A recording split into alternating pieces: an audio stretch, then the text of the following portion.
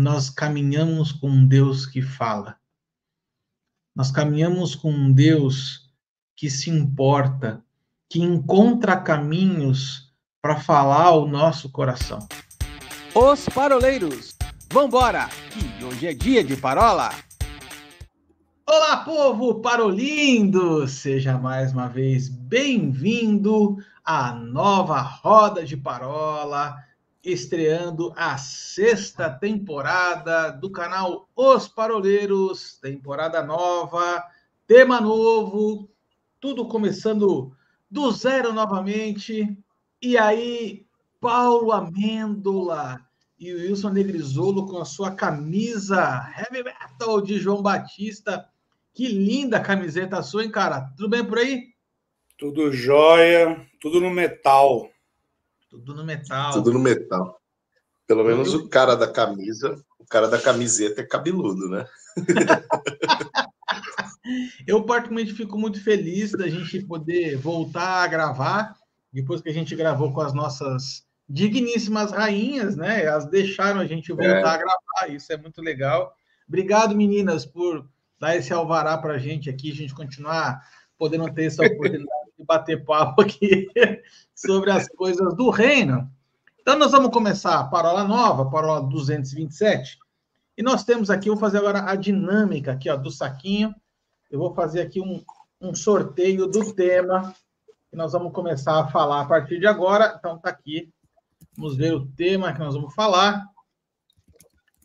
Nova Aliança em Cristo. Olha só que tema sensacional. Vamos falar, então, a partir do próximo... Que tal usarmos a carta aos Hebreus para falar sobre isso? Por que não? Por que não? Por que não?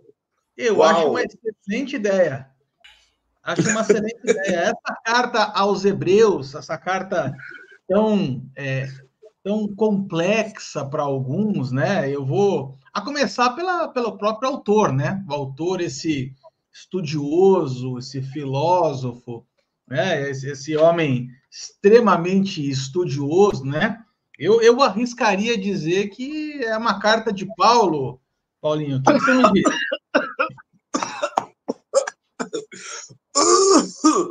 Como é que é?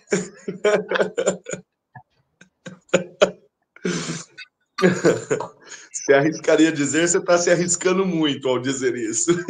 Eu posso porque eu não sou teólogo. Ah, tá certo. Mas me conta aí, Paulinho, me fala as características dessa carta aí para quem está nos ouvindo, para quem está nos assistindo. A gente gosta de, sempre que a gente começa um tema novo, um livro novo, e a gente aprendeu já com você como é importante a gente saber as informações pré-exegéticas, né? Informações que são importantes para a gente poder fazer uma leitura correta desse texto, entender o contexto, para quem foi, em que época foi. Então, isso tudo eu vou deixar com você, porque, afinal de contas, você tem isso de memória, né? Você sabe que esse termo pré-exegética, ele é um termo meu, né? Isso daí numa conversa, só para situar os nossos parolovers, né? Numa conversa que nós tivemos no nosso grupo de WhatsApp, no decorrer na semana passada, na verdade, conversando um pouquinho sobre alguns critérios exegéticos, né, para a interpretação de um texto. Eu mencionei para os meninos a questão que eu julgo ser pré-exegética, alguns conhecimentos prévios e algumas ponderações prévias antes de um processo de interpretação textual. O que eu quero dizer com isso? Que eu acho legal a gente ponderar justamente para chegar na carta aos Hebreus. A exegese, ela parte do texto.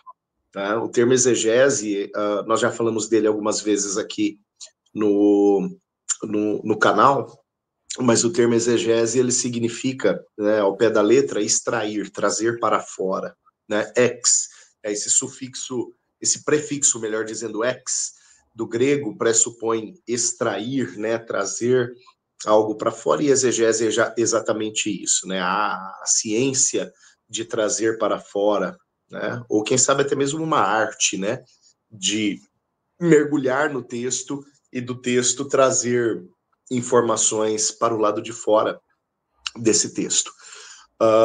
E pré-exegeticamente, ou seja, antes da gente entrar no texto, mas olhando assim de drone para esse texto, aquela visão aérea, né, aquela visão ainda distante, você sabe que na carta aos Romanos a gente não vai ter uma aparência de carta, né? Já começa por aí. Ela não tem uma aparência de carta. Ela é a primeira considerada epístola das epístolas gerais, terminam as epístolas paulinas, né? E começam então as epístolas gerais, ou outras epístolas, como alguns estudiosos tratam, né? Eu prefiro o tema gerais, no sentido de autoria. Eu acho que é mais abrangente falar de epístolas gerais, porque nós estamos falando de autoria em geral, são cartas, diversas cartas de autores distintos, são cartas para endereços distintos, cartas com finalidades distintas, e por causa da carta aos Hebreus, cartas com modelos, com estéticas distintas. A estética da carta aos Hebreus, ela é única em toda a Bíblia, porque ela é uma carta em formato homilético. O que é uma carta em formato homilético, ou em formato de homilia? Ela é uma pregação, ela é uma carta em formato de uma pregação, né? Tem um autor chamado Klaus Michael Bull, né, que é um estudioso de Novo Testamento, que ele identifica a carta aos Hebreus como uma grande homilia. Tem um outro autor, que é o Robert Gundry, eu gosto muito desses dois autores. Quando eu escrevi um comentário sobre a carta aos Romanos, né? Esse ainda não é publicado, eu não tive coragem ainda, mas quando eu escrevi um comentário à carta aos Romanos, eu usei esses dois autores como principais, né, apoios, porque eles são muito contrários um ao outro. O Klaus Michael Bull, ele chama a carta aos Hebreus de uma grande homilia. Já o Robert Gundry, ele chama a carta aos Hebreus de um grande tratado teológico. Eu não sei com qual das definições eu fico. Embora uma não anule a outra, né? Eu gosto dessas duas perspectivas. É uma grande homilia e é, de fato, um grande tratado teológico, uma grande construção, né? Para demonstrar e evidenciar a nova aliança firmada em Cristo.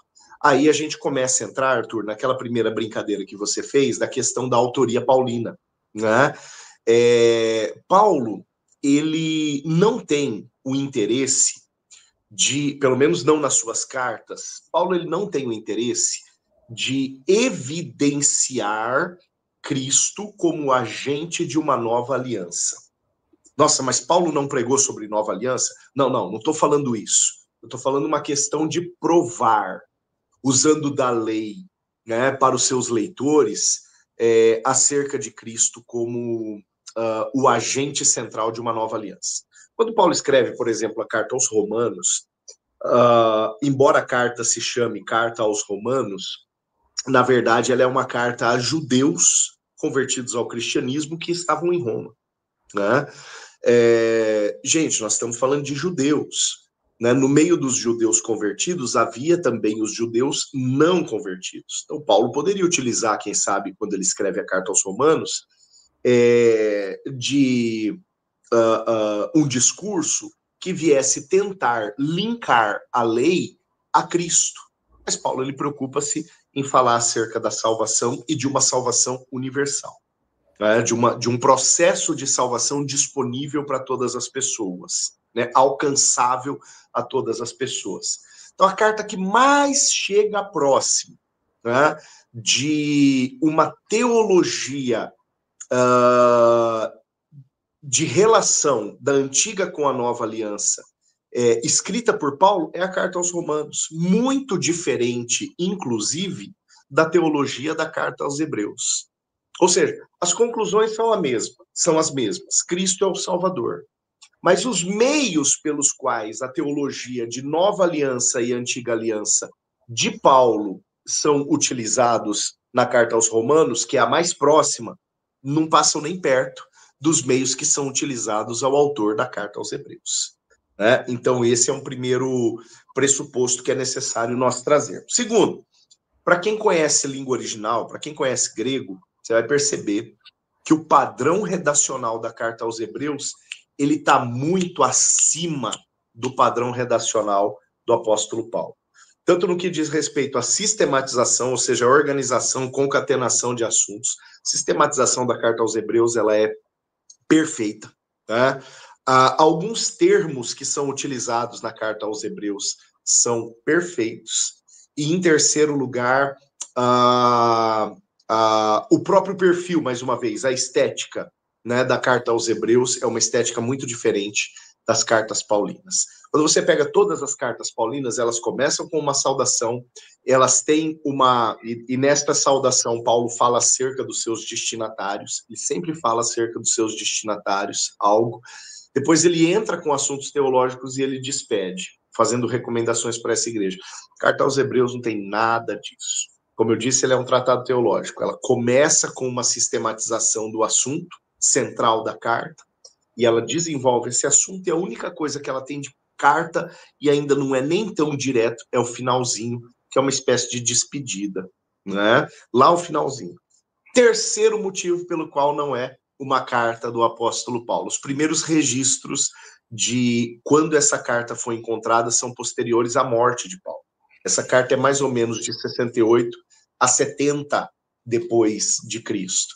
E Paulo, pelo que consta, ele foi executado entre 66 e 67 pelo imperador Nero, ali em Roma, né, por conta ainda da perseguição aos cristãos do incêndio de 64 na cidade de Roma. Então essa carta ela tem 1 ou 2 anos ou 3 anos, ela é, né, 1 ou 2 anos ou 3 anos mais além, né, da data da morte de Paulo, da data da provável data da morte do apóstolo Paulo. Agora, uma coisa é real. A teologia da carta aos Hebreus é uma teologia extremamente paulina. Então, não é de se estranhar que o autor da carta aos Hebreus ou tenha caminhado muito perto de Paulo, ou tenha lido Paulo, né? De alguma forma tenha sido discipulado por Paulo. E aí a gente não pode esquecer que Paulo passou 3 anos, por exemplo, ensinando na escola de Tirano, em Éfeso, e dali saíram muitos bons líderes. Paulo, ele plantou igrejas em diversas cidades. Paulo passou 1 ano e meio na cidade de Corinto, treinando crentes. Paulo treinou muita gente direta e indiretamente, né? Então, não é de se estranhar que nós podemos estar falando acerca de um possível companheiro de Paulo, ou, na pior das hipóteses, na mais distante das hipóteses, de alguém que leu Paulo, né? Para fechar, tem um pai da igreja, né? Para quem gosta aí do período patrístico, tem um pai da igreja chamado Orígenes. E acerca de Orígenes, acerca da carta aos Hebreus, melhor dizendo, Orígenes, ele diz o seguinte: sobre a autoria desta carta, só Deus o sabe. Eu fico com Orígenes nesse caso. O que mais me provoca na carta aos Hebreus, eu sempre brinquei, se você pegar algumas parolas nossas antigas, eu provoquei o Paulinho falando que Hebreus foi escrito por Paulo. Mas, na verdade, né, Paulinho, uma das entre aspas, do porquê é também imputado a Paulo, né, é por conta da sua saudação, né? Porque a saudação, ela, entre aspas, ela se parece com a forma como Paulo ele encerra suas cartas, né? Mas essa carta, essa epístola, o que me chama muito a atenção nela é o apelo dela, né? É o apelo que o autor ele faz. Nos seus primeiros capítulos, né? O autor ele está dizendo, olha, Cristo é superior a tudo. Cristo ele é superior a Moisés, ele é o sumo sacerdote, e aí ele começa a trazer a superioridade, inclusive em relação à própria aliança, né? Ele está estabelecendo que, olha, o velho já passou, e agora nós temos uma nova aliança, uma superior aliança, com superiores, promessas maiores, muito maiores. Então, vocês precisam entender, dizendo ao povo judeu, a respeito disso, né? Então, veja que quando nós estamos fazendo essa análise a respeito do livro de Hebreus, Nós temos que entender exatamente o que está acontecendo. Então, ou seja, a gente poderia fazer, entre aspas, uma comparação com o livro de Gálatas, onde, e estou fazendo aqui uma comparação meio esdrúxula, mas nós poderíamos fazer uma comparação porque Gálatas, o povo também estava voltando para a questão judaizante, né? E aqui, o que está acontecendo? Por conta da perseguição da igreja, eles estão achando melhor voltar às velhas práticas, né? E agora o autor está dizendo o seguinte, olha, vocês têm que entender que vocês agora estão numa nova aliança. Vocês têm que entender que essa aliança na qual vocês estão inseridos, ela tem uma dispensação diferente do que tinha na antiga. Então, vamos fazer aqui um corre a respeito disso. Então, ele começa, nesse momento, a trazer o porquê que a nova aliança, em Cristo Jesus, ela é superior. E vamos mais além, porque o próprio Moisés, ele vai dizer, olha, se levantará um profeta da mesma estirpe, da mesma qualidade que a minha. Então, ele estava apontando para Cristo. Bom, então, a igreja sendo perseguida, os judeus sendo perseguidos, e agora eles estão fazendo o quê? Poxa, eu vou retroceder, né? E aí o autor vai falar, não, você não pode retroceder. Por que você não pode retroceder? Eu sei que eu vou antecipar aqui alguns capítulos do livro de Hebreus, mas lá em Hebreus, no capítulo 11, Hebreus capítulo 11, se eu não me equivoco, ele vai dizer o seguinte, olha, sem fé é impossível agradar a Deus. Então agora ele está fazendo um paralelismo, dizendo, olha, na lei era pela força do seu braço, mas agora é fé. E se você não entender que é fé, você não está agradando a Deus, porque tudo isso daqui que foi conquistado por Cristo Jesus, e aí, se eu posso dizer que o versículo central de todo o livro de Hebreus, se eu posso dizer dessa forma, é que através de Cristo Jesus, o novo e vivo caminho foi aberto. Então ele está rompendo, está dizendo, olha, o véu foi rasgado. Moisés estabeleceu o tabernáculo, Moisés estabeleceu a lei, Moisés estabeleceu aquilo que em Gálatas vai dizer que a lei serviu como um aio. E agora o autor de Hebreus está dizendo o quê? Olha, porque agora aquilo que foi um aio, agora serve como um vivo e novo caminho para que você possa entrar no Santo dos Santos. Então veja que o autor está dizendo o seguinte, olha, vocês têm que entender uma coisa, enquanto vocês estavam debaixo da lei, vocês não tinham a possibilidade de encontrar a graça, porque a lei, ela só te guiava, mas agora vocês estão debaixo da graça. E debaixo da graça, vocês podem entrar no vivo e novo caminho. E você pode agora entrar no Santo dos Santos. Agora você não precisa mais de um intermediador, de um intercessor, porque Cristo, ele é por você nisso. E aqui nós estamos, então, entrando num outro cenário. E quando o autor ele está destrinchando isso, ele vai falar algo que ele vai falar, olha, lembre-se de Melquisedeque. E aí tem aquele famoso texto que vai dizer, mudando-se o sacerdócio, muda-se a lei.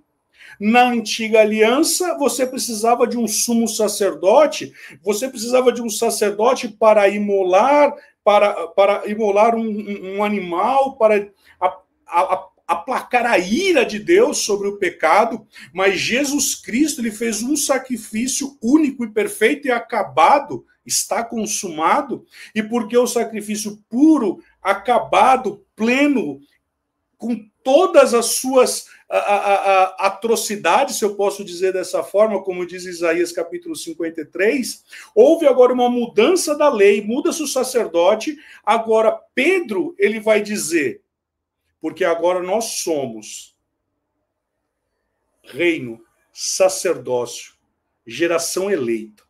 Então agora o sacerdócio é meu, porque mudou a lei.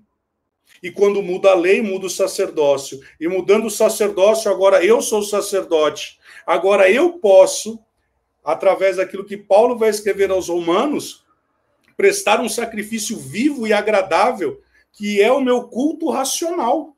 Então eu entro no Santo dos Santos. E agora ele está falando, ei, povo judeu, preste atenção.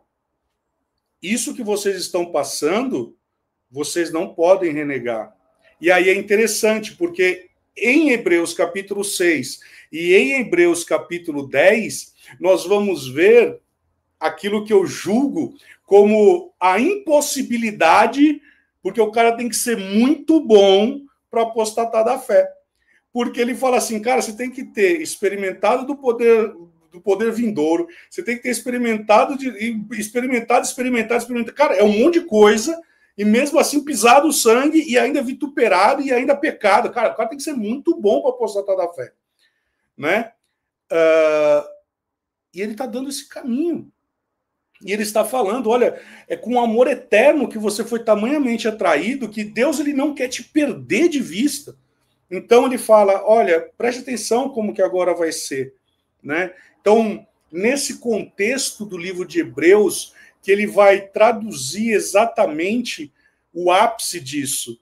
E para mim o ápice é quando, em Hebreus capítulo 7, no verso 22, vai dizer que Jesus, ele é o garantidor da aliança.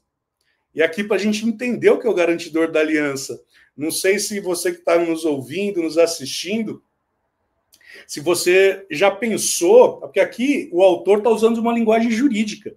Ele está dizendo basicamente o seguinte, é como se Deus tivesse alugado uma casa para eu morar e Jesus é o fiador. Agora, qual a chance de Deus não pagar a sua dívida? Agora, ainda numa loucura extrema que Deus não pagasse a sua dívida, Jesus pagaria. Só que acontece, Deus ele fez uma aliança consigo mesmo, que ele fez com o seu filho, e cujo beneficiário sou eu, é você. Então, ou seja, é impossível que essa aliança ela venha a ser rompida. Então, quando o Arthur me provoca, porque eu gosto de falar sobre alianças, né? É porque quando nós vamos estudar as alianças, nós vamos ver que, tirando a aliança edênica e a nova aliança, todas as outras, o homem ele falhou. Porque a aliança edênica, Deus coloca o homem no Éden e firma uma aliança com ele. Só que depois é só escapando a marcha. Porque na adâmica, lascou. Na noética, lascou. Na abraâmica, se repercute até hoje. Né? Por isso que lá em Gálatas 3,13 vai dizer que nós experimentamos daquilo que eram as bênçãos de Abraão. Aí nós pegamos nós pegamos a aliança mosaica. Aí na aliança mosaica, que eu costumo dizer que a aliança mosaica era aquele jogo de tabuleiro, que você jogava o dado e você corria 3 casas, aí caía na escadinha e voltava 2. Por quê? Anualmente, porque o autor de Hebreus vai dizer que anualmente você tinha que prestar o sacrifício. Então você imagina, o cara tinha que cumprir 613 leis, que só o sangue do cordeiro mesmo para fazer você cumprir 613 leis. Você imagina o cara cumprindo a 500, sei lá, nem sei como falar isso em português, a 500ª lei. Aí o cara cumpre, na 501ª, ele escapou a marcha, volta tudo. Ou seja, jogou o dado, caiu na escadinha, voltou para lá no início. Cara, era desesperador. Né? Então, por isso que eu amo tanto, porque essa aliança foi feita com Cristo. E é impossível. Né? A gente pode até trazer uma pregação disso, Paulinho. Quais são as impossibilidades para Deus? E todo mundo vai falar, mas para Deus nada é impossível. Não, é impossível que Deus minta. Então, é impossível que Deus ele venha romper com a sua aliança feita em Cristo Jesus, cujos beneficiários somos nós. E a carta de Hebreus vai dizer exatamente isso de uma forma tão maravilhosa para o povo judeu. Mas vamos lembrar que essa carta também se aplica a nós. Né? Então, para mim é maravilhosa essa carta, ela é riquíssima e ela é de fato, vou falar de uma forma errada propositalmente, para mim ela não é uma epístola, ela é um tratado. Talvez, assim como o livro de Romanos, que é um tratado também sobre salvação, a carta aos Hebreus ela é um tratado também. Né? O Will ele citou o fiador. Só lembrando, eu acho que tem uma profecia de Isaías, eu acho que é de Isaías, na qual há esse pedido, né? Fica, Senhor, por meu fiador, né? Se não me engano, é do profeta Isaías. O Arthur, eu só interrompi pelo seguinte, enquanto o Will falava, eu vasculhei aqui a minha biblioteca digital, sabe, no celular. E tem um comentário aqui de William Leonard, que se chama Hebreus, autoria da Epístola aos Hebreus.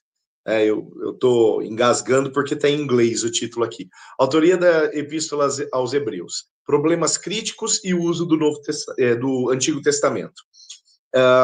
E nesse comentário, alguns candidatos a autores à carta aos Hebreus. Candidatos, tá? Mas eu ainda fico lá com Orígenes, que fala a respeito da autoria desta carta, só Deus o sabe. Mas alguns candidatos, ele coloca Apolo, Barnabé, Lucas, Timóteo, Áquila, Priscila, Silas e Filipe o diácono, né? E pode não ser nenhum destes ainda. Eu sei quem não foi. Timóteo.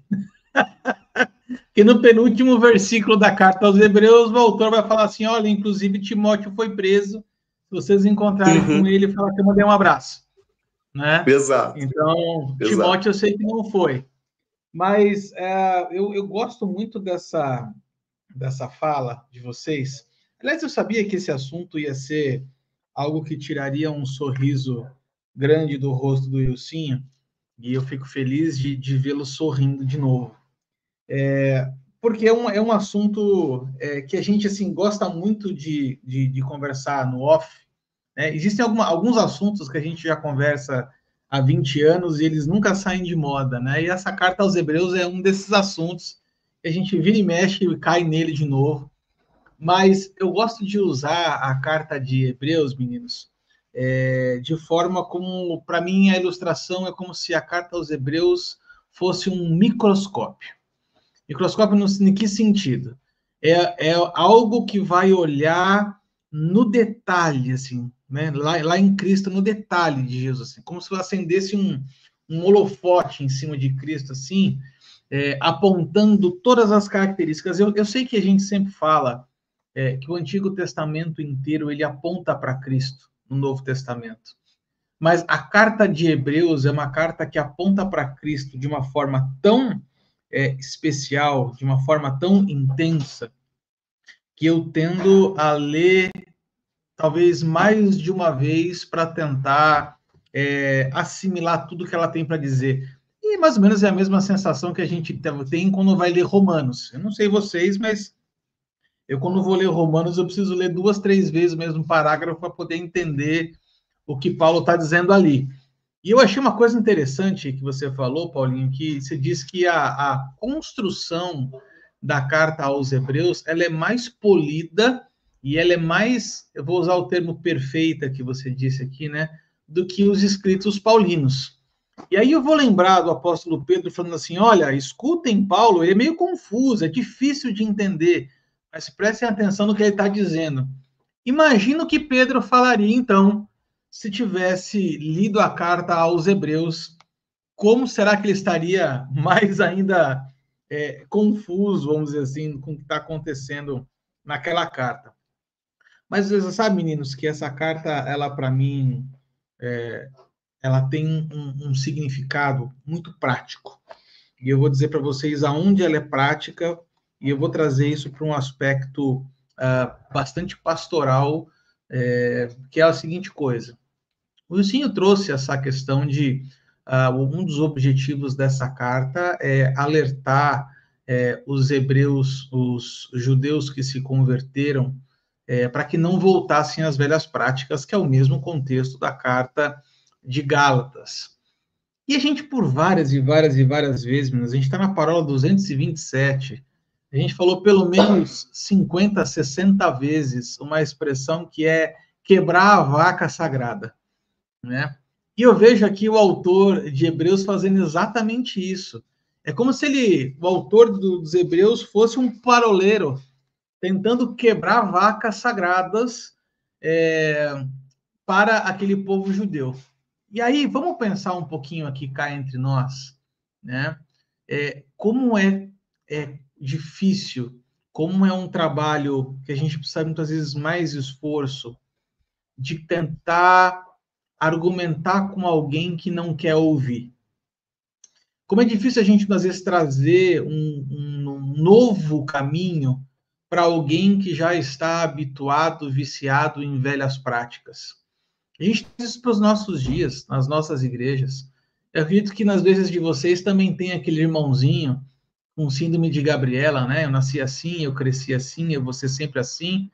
E a gente fala para o cara, para a pessoa, fala assim, meu amigo, você precisa caminhar de uma forma diferente. Olha, nisso aqui, vem para cá, esse outro aspecto, vai para lá, e a pessoa fica batendo o pé e batendo cabeça na teimosia de que o que ela está fazendo é certo. Eu, às vezes eu me coloco no lugar desse autor aos Hebreus e eu tento fazer um exercício criativo, aquele sentado, quem sabe, numa mesa agora, escrevendo a carta e pensando assim, ai, meu Deus, lá vai eu tentar convencer aquele povo cabeçudo de novo, que eles precisam olhar para Cristo como o autor e consumador da fé. Eles precisam entender que existe um novo e vivo caminho, como o Wilson disse. Mas como é difícil, gente, a gente tentar convencer alguém de alguma coisa que as pessoas muitas vezes não querem ouvir.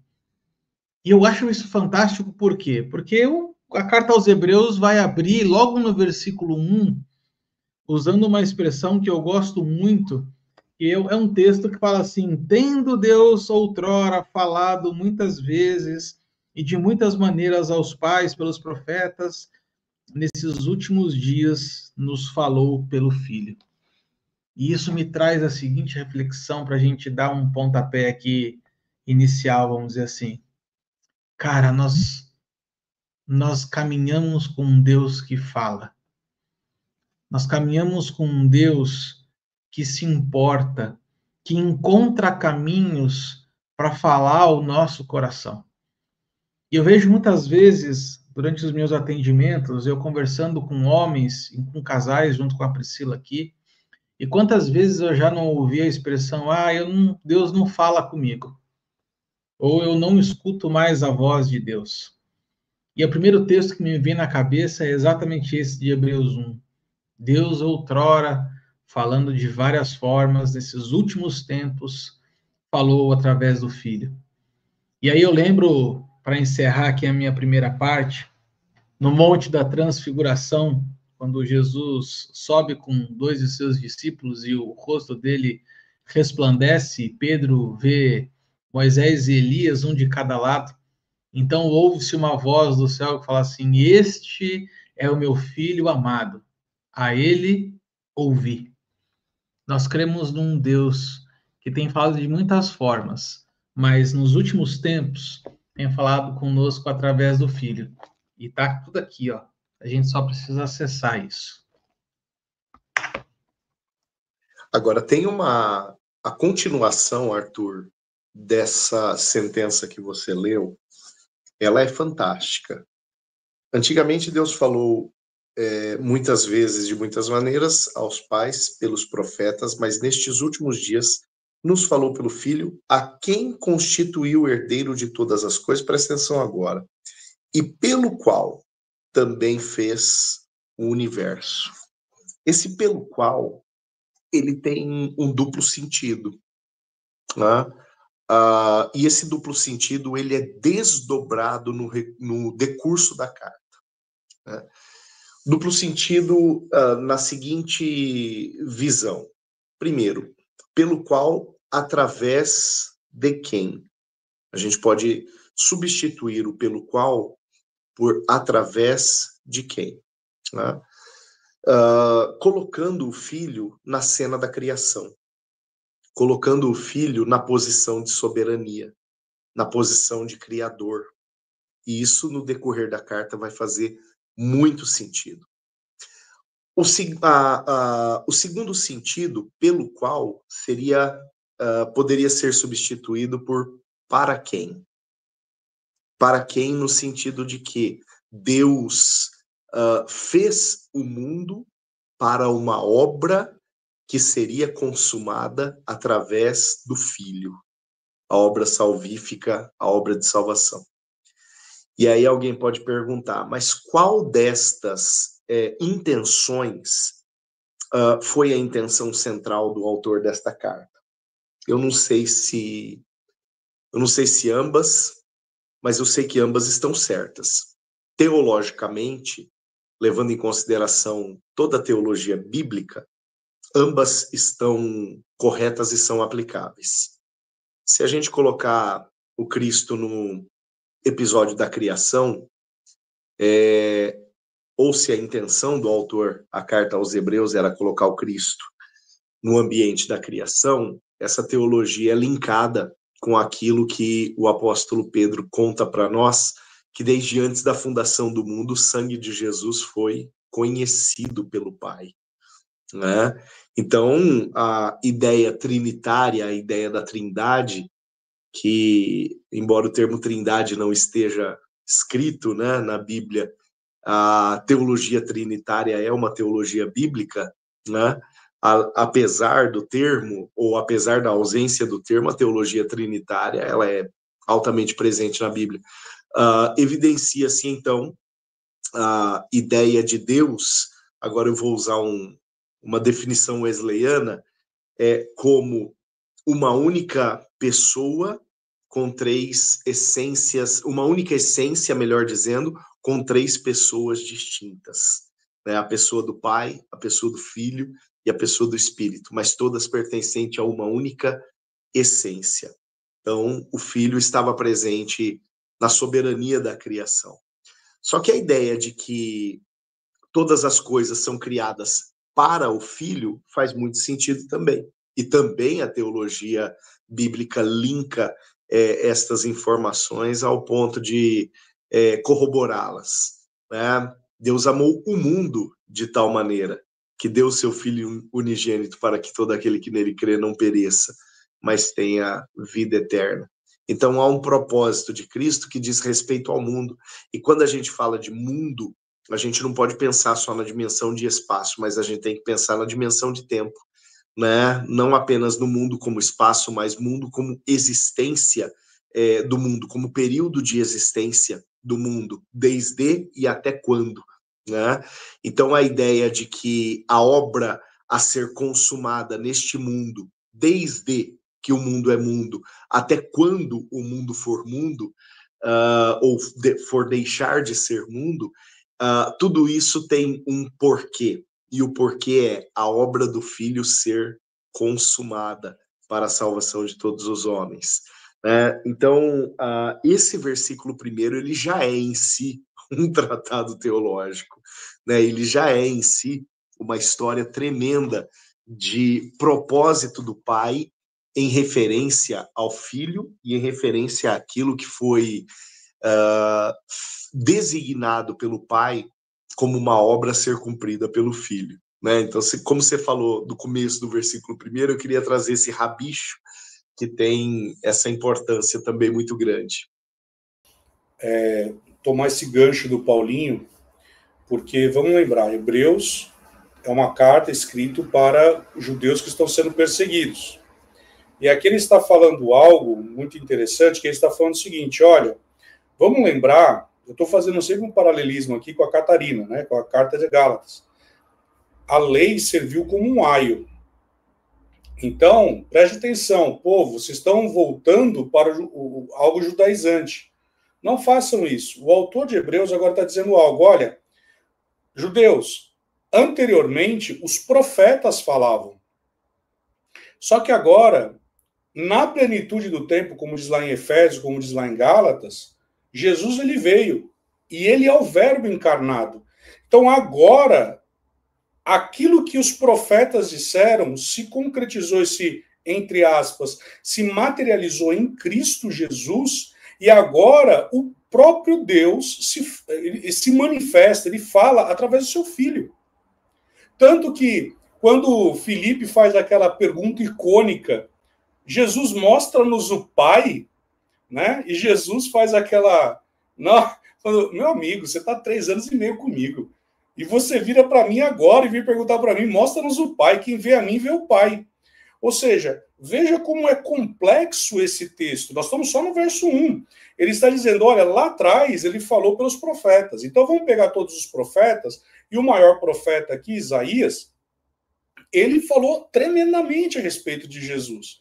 Mas aqui ele está falando, olha, agora, nesse tempo presente, ele fala através de Cristo. E aí a gente poderia até ir muito mais além, porque nós estamos na dispensação da graça, na era da igreja, e hoje Cristo, ele fala através da igreja. Olha como é algo maravilhoso. Só que, lógico, que nós não estamos substituindo a Cristo, porque, na verdade, o próprio autor, o próprio Paulo, vai dizer que outrora, né, olha que interessante isso, em Efésios vai dizer que Cristo, ele é o cabeça, Efésios capítulo 1, ele é o cabeça, nós somos o corpo e nós estamos assentados com ele. Em Efésios capítulo 2, de dois povos, gentios e judeus, foi feito um, a igreja. Então veja que o que o autor aqui está falando, eu ia falar Paulo, o Paulinho já ia cair da cadeira. O que o autor de Hebreus está falando aqui é, rapaz, preste atenção. Aquilo que foi profetizado se cumpriu em Jesus. Então, hoje, Deus, ele se manifesta, ele fala através do próprio Cristo. E aí ele continua, né? A quem constituiu herdeiro de todas as coisas. E, de novo, aí nós vamos ver essa questão da herança. Gálatas vai falar a respeito que era necessário que morresse, porque o filho pequeno, ele não pode herdar coisa alguma, senão o testador, ele não pode transferir a sua propriedade. E aí Cristo teve que morrer para que tudo aquilo que estava prendido em Abraão fosse liberado para a igreja. Aí nós vamos mais além, porque ele estava falando, olha, agora nós somos maiores, porque antigamente nós estávamos na lei. E aí ele continua dizendo, e pelo qual fez o universo. Ou seja, aí nós vamos poder fazer até uma ponte com Provérbios de Salomão, que vai dizer que o próprio Jesus, ele era o arquiteto do universo. E ele estava com Deus constituindo, criando o universo. E aí nós vamos lá em Gênesis capítulo 1, onde a terra era sem forma e vazia, e aí o Espírito Santo pairando sobre a água e disse, haja. Então veja como é lindo, é maravilhoso esse versículo primeiro, e somente falando ao povo, judeus, está dando na canela, é verdade. Está dando na canela, mas sabe de uma coisa? Não adianta vocês quererem voltar. Porque mais para frente o autor de Hebreus vai dizer que Deus, ele não se compraz naqueles que retrocedem. Então veja que tudo isso é uma carta tão maravilhosa e nós só estamos no capítulo 1, no verso 1. Nós fizemos a introdução e agora nós estamos falando sobre esse versículo. E aí ele continua dizendo, preste atenção, que ele que é o resplendor da glória e a expressão exata do seu ser. Que ser? Do próprio Deus. Ei, Jesus, mostra-nos o Pai. Filipão, quem vê a mim vê o Pai. Você está entendendo? Olha como é maravilhoso, olha como está, sabe, entrelaçado esse texto com a fala de Jesus. E aí ele fala algo maior, que ele fala assim, sustentando todas as coisas pela palavra do seu poder. Sabe, é a palavra do seu poder, não é o poder da sua palavra. Pode, aqui, as ordens do fator alteram o produto, sim. Eu ia sim, te fazer essa provocação, porque você falou já umas 2 vezes em palavras anteriores exatamente essa inversão de palavras. Por favor, repita para quem está chegando agora no canal e precisa ouvir isso. Ó, aqui diz, tem até uma pregação minha sobre isso, né? Porque ele está falando o seguinte, sustentando todas as coisas pela palavra do seu poder, não pelo poder da sua palavra. Olha só, porque o poder está em Deus. Então, o poder nele, e aqui que ele está falando, sustentando a palavra do seu poder. Então, do seu poder emana a palavra. Do seu poder existe uma origem de onde o poder, ele emana e se concretiza através da palavra. Salmo 107, 20. Ele enviou a sua palavra e nos curou. E ele interrompeu todo o processo de morte. Então, veja que a origem da palavra está nele. E essa palavra aqui, no grego, é rema, não é logos. Então, veja, a palavra revelacional, cujo poder, a origem está nele, ela é uma palavra revelada. Então, isso faz com que o Logos de Deus, se eu não me engano, foi Reinhard Bonnke que disse isso, a palavra de Deus na sua boca tem o mesmo poder de Deus falando. Então, veja que aqui ele está falando nesse sentido, e ele sustenta todas as coisas pela palavra do seu poder. Ou seja, ele criou as coisas. Veja, eu não estou falando nada de autoajuda aqui, hein? Isso aqui é ajuda do alto. Ele criou as coisas pelo poder, e aí ele falou, haja luz, haja separação, haja. A única coisa que ele não falou haja foi o homem. E aí foi a palavra no hebraico bará, ou seja, ele pôs as mãos e ali ele constituiu o homem.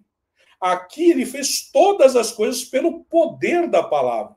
Ou melhor, pela palavra do seu poder. A palavra rema, a palavra revelacionada. E porque ela foi revelada, aí ele continua. Depois de ter feito a purificação dos pecados, assentou-se à direita a majestade nas alturas. Então você vai vendo que aquilo que Paulo escreve aos Efésios no capítulo 1, o autor de Hebreus, ele repete. Talvez aí seja o motivo pelo qual alguns dizem que Paulo escreveu aqui, porque ele está emprestando aquilo que em Efésios está escrito em capítulo 1.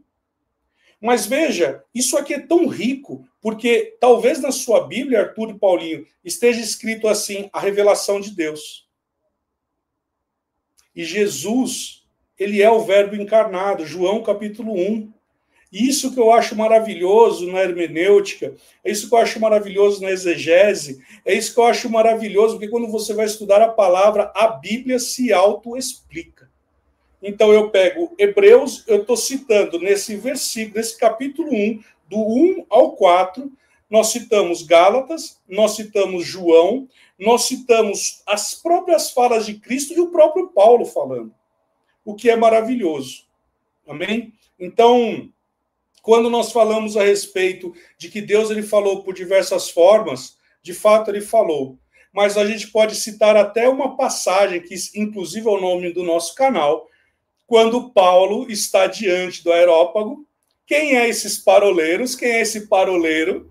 Não é verdade? E ele vai falar, olha, lá em Atos capítulo 17, né, vai dizer que ele fala, olha, eu vi aqui vários altares, e tinha o altar ao Deus desconhecido, e passando mais adiante, mas sabe, Deus ele é tátil, Deus ele é tangível, para que de forma que talvez você aqui tocando, você pudesse saber que toda a criação, ela tem uma assinatura, está escrito Deus. Então ele já falou, e ele se manifestou, então existe a assinatura dele em todas as coisas. Will e Paulinho, até eu quero acrescentar mais 2 textos, eu tinha anotado aqui, né? Você citou Gálatas, citou Efésios, citou Romanos. Eu quero acrescentar aqui Colossenses, capítulo 1, do versículo 15 ao 17, mas principalmente o 17, ele fala assim, ele é antes de todas as coisas e nele tudo subsiste. Eu ia fazer uma ponte entre isso e João 1:1, eu ia até citar algumas parolas que a gente já falou sobre esse assunto, inclusive no final desse vídeo aqui, eu vou deixar 2 links dessa vez, tá? Um link é a parola de número 112, dentro da série Jesus, ou a parola que se chama Ele é desde o princípio. Então a gente vai falar sobre a figura de Cristo na criação. E eu vou pegar um link, Wilson, você me permite, uma pregação sua lá no Verbo, que chama-se O Garantidor da Aliança. Eu já assisti essa pregação umas 2, 3 vezes. Eu vou colocar no final aqui do vídeo também. Mas a minha última fala, antes de passar aqui para o Paulinho fazer a sua amarração também, eu gosto muito de uma palavra que ela aparece indiretamente aqui nesse capítulo 1 de Hebreus, logo no começo do texto, que a palavra é plenitude. O que eu quero dizer com isso? Tendo Deus falado de diversas formas pelos seus profetas, agora ele fala através do Filho. Quando ele usava os profetas, a revelação a gente sabe que ela não era plena. A revelação ela vem de forma progressiva e a gente vem conhecer, Deus vem se descortinando ao longo de todo o Antigo Testamento, até que quando chega, então, na figura de Cristo, né? Eu gosto de usar uma ilustração que quando as crianças eram pequenas, a gente brincava de cadê? Né? Achou, assim, né? Com a carinha. É como se Deus estivesse fazendo isso com a gente, né? É como se Deus estivesse pegando com a gente e falar assim, ó, cadê eu? Cadê? Achou! Tô aqui em Jesus, né? Então, eu gosto de uma fala que o Luciano Subirá, quando eu congregava com ele aqui, ele falava que a lei era sombra de bens vindouros. Também está aqui no capítulo 10 de Hebreus, se eu não estou enganado. E ele usa a ilustração da sombra de uma mão. Né? Se eu pegar a mão, assim, a luz que vem em cima, eu consigo ver o desenho da minha mão aqui em cima da minha Bíblia agora. E aí eu tento olhar e tentar adivinhar o que é esse desenho e eu vejo realmente que é o contorno da minha mão. Mas eu não consigo ver, por exemplo, o anel que está no meu dedo. Eu não consigo ver em plenitude, não consigo ver em detalhes. Eu não sei que cor que é a minha mão. Eu não sei se minha unha está cortada, se não está. Mas a palavra vai falar que quando Deus se revelou por meio de Cristo, essa revelação ela veio em plenitude. Ou seja, nós podemos então contemplá-lo face a face. E a partir das palavras do próprio Cristo, nós começamos a entender a respeito de quem Deus é.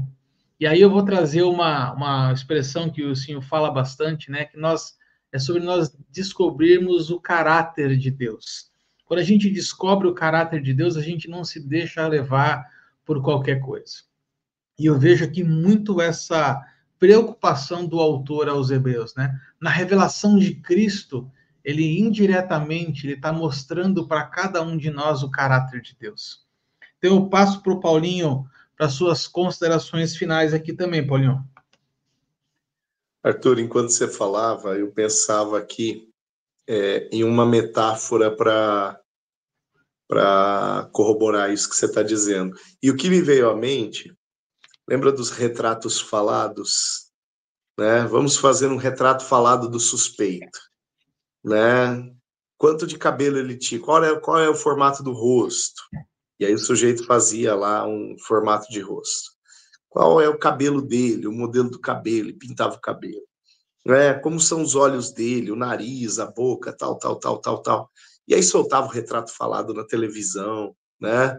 E aí quando prendia o cara, você olhava o cara e falava assim, mas nem a pau que esse daqui é aquele desenho que o cara gastou tanto... Aí, ó, o retrato falado do Wilson. Visivelmente, esse é um retrato falado do Wilson. Visível, perfeitamente.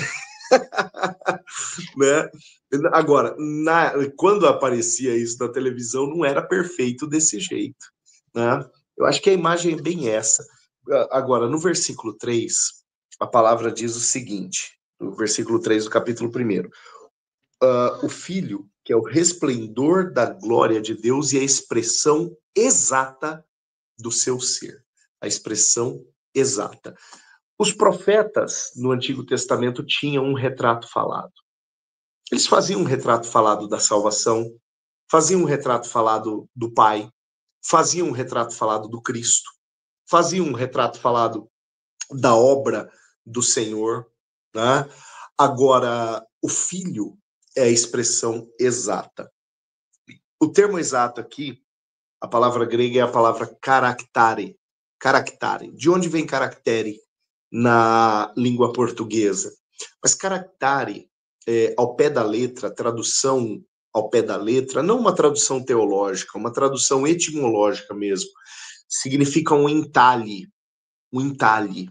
né? Algo entalhado, algo gravado em uma pedra, em uma madeira, né? Ou seja, e outra expressão, né? Algo que seja possível de carimbar, né? Que quando for friccionado sobre uma superfície vai deixar essa marca, né? Perfeitamente igual àquilo que está entalhado de um lado, né? Então, algo que caracteriza o outro. O autor da Carta aos Hebreus diz que Cristo é o caractere exato, é o carimbo exato, é o entalhe exato do Pai. Isso é fantástico. Não mais um retrato falado, não mais uma informação que não vem de uma maneira precisa. O texto que você mencionou, né, ora a lei é sombra de bens vindouros e não a imagem nítida das coisas, é o texto de Hebreus, capítulo 10, verso 1. Né? Capítulo 10, verso 1. Está falando desse retrato falado, que muitos profetas fizeram de uma forma bastante competente no Antigo Testamento. Mas uma coisa é o retrato falado. Outra coisa é o entalhe, né? Outra coisa é o carimbo, que não pode sair diferente. Eu tenho um carimbo que eu uso ele, sei lá, 10, 11 anos, né? Que é o meu carimbo de uso no gabinete pastoral aqui, né? E esse carimbo ele não mudou de forma. Todas as vezes que eu carimbo, meu nome está exatamente do mesmo jeito, a minha função está exatamente do mesmo jeito, a letra com a qual o carimbo é feito está exatamente do mesmo jeito que os documentos que eu carimbava há 10, 11 anos atrás. Né? Então, a expressão, a palavra escolhida pelo autor da Carta aos Hebreus aqui para explicar Deus através de Cristo é muito bacana, né? Dizendo, olha, não pode ter diferença, porque a essência é exatamente a mesma e todas as vezes que Cristo for manifesto, Deus será evidenciado, né? Como o Will falou agora há pouco, a decepção de Jesus com o Felipe. Ah, Felipe, cara, você está caminhando comigo e não percebeu, velho? Que pisada de bola terrível, né? Então, e isso dá muito sentido ao enredo da carta, né? Porque daqui por diante é exatamente isso que o autor vai procurar fazer, né? Fazer exatamente essa relação da velha aliança, da antiga aliança com a nova, fazer essa relação. E para fazer essa relação de uma forma perfeita, nada melhor do que relacionar Deus com o seu próprio filho. Agora, Will, chegando aqui ao final dessa Parola 227, eu vou lançar para você agora a pergunta de $1 milhão. Diante daquilo que a gente escuta hoje, tantas e tantas vezes, eu pergunto para você, após essa conversa maravilhosa que a gente teve, o melhor de Deus está por vir? Ou ele já veio? Você sabe que eu faço parte, na igreja, eu faço parte de um grupo que nós temos de análise das músicas, né? E a menina do louvor, ela fica desesperada comigo, porque a gente tem que fazer a análise da música e também de acordo com aquilo que é a visão do ministério, né? E essa música, ela já foi muito, mas muito massacrada. Porque se você pensar naquilo que nós falamos aqui, à luz da palavra, não tem como o melhor de Deus já vir, porque ele já veio. Aliás, o apóstolo Paulo ele vai dizer que se Deus ele não poupou o seu próprio filho, como ele não nos daria as demais coisas? Jesus mesmo ele vai falar que se eu sou um mau pai, eu dou boas dádivas ao meu filho, quanto mais Deus, né? Então nós estamos falando aqui naquilo que diz respeito à Bíblia, né? Ou seja, aquilo que Deus ele já deu, já foi pleno, já foi acabado, ele já desfez as obras do diabo, está tudo certo. Então essa tua provocação, ela vai muito por conta dessa letra dessa música, né? Que, de fato, o melhor de Deus ainda está por vir. Mas se nós pararmos para examinar essa letra, né? À luz daquilo que nós estamos falando, do que Hebreus fala, do que Paulo lhe diz a Romanos e tudo mais, essa música ela não poderia ser cantada, né? Mas se você pegar, aí vamos analisar a música como um todo, Ele está falando de algo que Deus ele está trabalhando na nossa vida, e o próprio profeta Isaías, no capítulo 43, se eu não me engano, ele diz, olha, não olha para as coisas passadas, você não está vendo que eu estou trazendo uma coisa nova? Né? Olha, eu estou trazendo uma coisa nova, tem uma coisa nova surgindo, então não considere as coisas passadas, eu estou trazendo coisa nova, e o que eu estou trazendo para você é melhor, né? Questão de 1 mês e meio atrás, 2, eu preguei na igreja exatamente contra aquele meme onde tem uma menina com um ursinho na mão, entregando para Jesus, Jesus com um ursão atrás, né? E aí até teve uma pessoa que soltou uma frase outro dia, dizendo, Deus ele tira as coisas de você para te dar outra, maior, né? E citando, por óbvio, o texto de Jó, né? O livro de Jó, como Deus deu, Deus tirou, louvado seja o nome do Senhor. Mas a gente tem que entender toda a conotação da aliança, da dispensação e tudo mais. Então, na tua provocação, eu entendo que, de fato, o melhor de Deus já veio, que é próprio Cristo. Mas ele também vai voltar. Então, eu posso dizer que ainda o melhor vai voltar, porque ele vai arrebatar a igreja. Então, está por vir também. Mas ele virá para buscar a sua noiva, né? Agora, se eu tiro desse contexto, né, tirando Jesus como sendo o pão da vida, aí nós temos um problema. E aí fica a provocação aqui, que muitas vezes nós estamos cantando coisas que é para agradar e afagar o coração do homem. E aí é um problema. Porque se o melhor de Deus está por vir, e esse melhor de Deus eu não tenho a consciência de que aquilo que Jesus ele já fez por mim é pronto e acabado, então eu tenho um problema. E aí é melhor não cantar. Aí é Zé do pé do frango, né?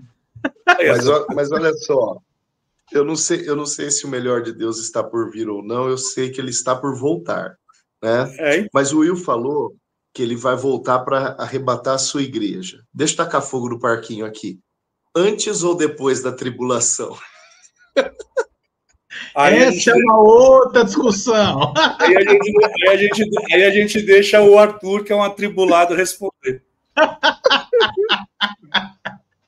Gente, o papo tá maravilhoso, mas ó, a gente quer desafiar você que está nos assistindo, quem nos está ouvindo, que está nos ouvindo, para acompanhar essa série nossa até o final. Tem mais 7 episódios pela frente e tem muita coisa boa que ainda vai acontecer nessa série. Então eu quero incentivar você não só nos acompanhar, mas também deixar o seu like aqui, compartilhar com as pessoas que você ama, que precisam ouvir essa palavra. Porque, afinal de contas, o nosso maior objetivo é que o maior número de pessoas seja alcançado com a palavra de salvação. Nosso convite para você é para que você esteja, ao longo das próximas semanas, quem sabe com os seus ouvidos mais abertos, com o seu coração mais sensível, porque, de fato, Deus continua falando e Ele quer falar com você nos próximos dias. Esteja em oração, esteja em leitura da palavra. Nosso abraço para você e, ó, semana que vem a gente vai estar de volta, se Deus quiser. Um grande abraço para todos e até mais. Tchau, tchau.